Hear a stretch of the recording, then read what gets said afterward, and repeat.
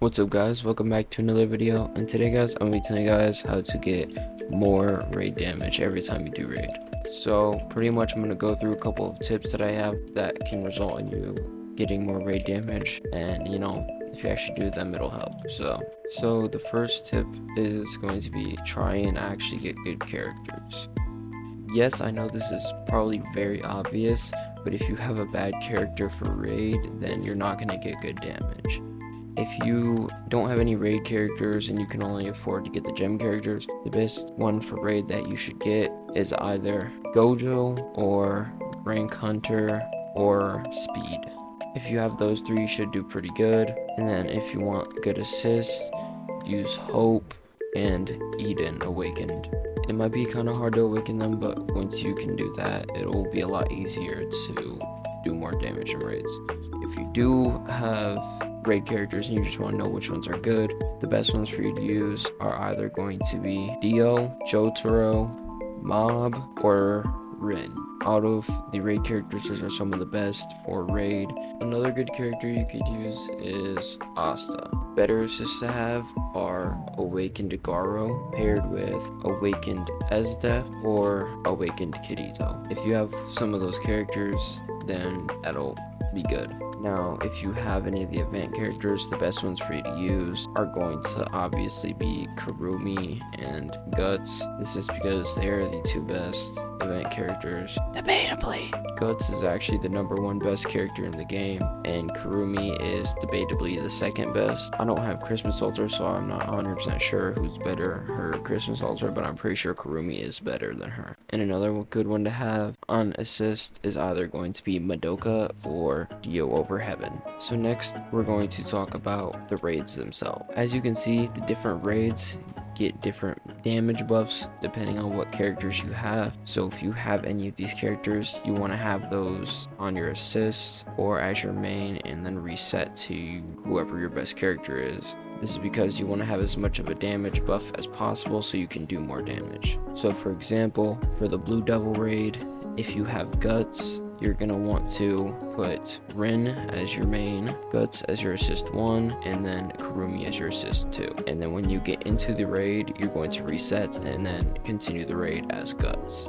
Another tip for raid is to make sure that you get 8 people in the raid before you start, or else you won't get as much of a buff. This is because you get a plus 10% damage buff for each person that joins the raid, which means if you have a full raid group, you will have an additional 70% damage buff during the raid. Next, we're going to talk about cards. So as a lot of people know, there are 5 main stats that you should be going for to have the best raid damage as possible. These stats are attack, assist cooldown reduction, critical chance, and critical damage. You want to go for those and those sub abilities alone. If you can get a 5 out of 5 card, you will be able to do so much more damage than if you were to have a card that was like this. As you can see, me personally, I don't have any 5 out of 5s, but I'm working on trying to get some. My bests are some 4 out of 5s, which 4 out of 5s are still really good. The next thing we're going to talk about is fruits. If you can get either Reaper Fruit or Robot Fruit, it doesn't really matter which one you use. They're both really good for raid. And now we're going to talk about pets. If you don't have the Divine Astral Wolf pet, you're going to want to go for a pet such as Kurumi or the Flaming Tanjiro pet when he comes back during the anniversary event that starts June 25th. Those are the 2 next best pets in the game right after the Cosmic Garo pet, and it's a lot better than using some random epic pet. Also, you want to try and get good substats on your pet. Me personally, I have terrible substats on my pet, but I'm a little too lazy to try and get good substats on it right now because I'm actually saving raid tokens for the anniversary event. Okay, now we're going to talk about accessories. There's a few accessories that are actually really good for raid, and those are the Maneuver Gear, Cursed Chain, Pimp Blue Flame Wings, which all give plus 15% boss damage, and then the Bloodlust Claymore, which gives plus 23% boss damage. The Bloodlust Claymore is a divine accessory that can only be obtained from the Bloodlust event that does end in 13 days, so if you can try and get that as soon as possible, I would recommend doing that. You also want to try and get good substats on your accessory, because that can make you do more damage rather than having bad substats like I do and getting less damage. The next thing we're going to talk about is knowing your character. If you don't know your character's attacks and don't have combos set in, you're not going to be able to do as much damage. For example, with Guts, if you use his attacks wrong or at the wrong time, it will result in you getting less damage due to not being able to squeeze in as many attacks as possible. This may not seem like a big deal, but it can really make the difference between getting a little bit of damage and a lot of damage. And the last thing that we're going to talk about in this video is collection point. Collection points come from collecting characters, pets, skins, and other things such as that. Different things with higher rarity give you more points than the lower rarity stuff, and the more points you have, the more buffs you get. You want to try and at least get to 100,000 stat points because it makes it where you get healed 1% of damage dealt to all bosses.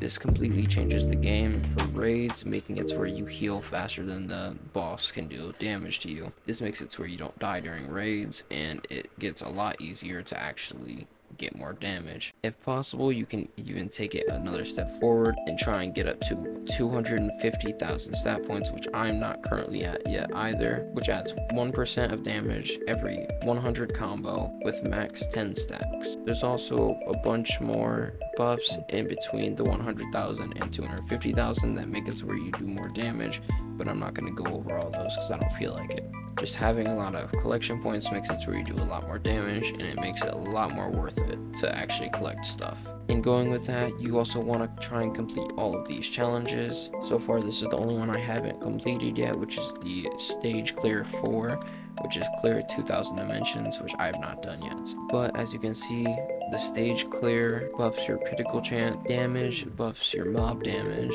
time played buffs critical damage, time challenge buffs boss damage, which is really good, raid buffs attack, and boss rush buffs cooldown reduction. Completing all those challenges may only give you a little bit of buffs, but it can also make a big difference in the long run. Now that's gonna be all for today's video. I hope this was helpful, and I'll see you guys in the next one. Peace.